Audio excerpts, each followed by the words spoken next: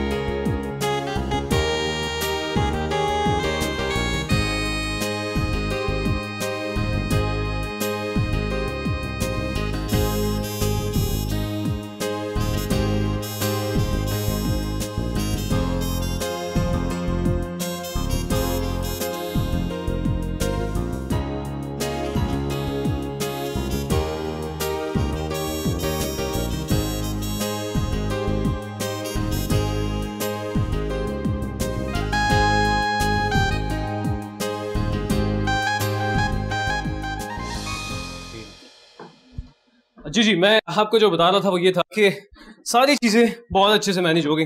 इस तरह team work से ही सब कुछ बैलेंस होता है। तो या शी इज ईमान, हमारी इमर्जिंग टैलेंट, रैम वॉक्स के अलावा बहुत सारे फैशन शूट्स और कमर्शियल्स कर चुकी है। हेलो ईमान।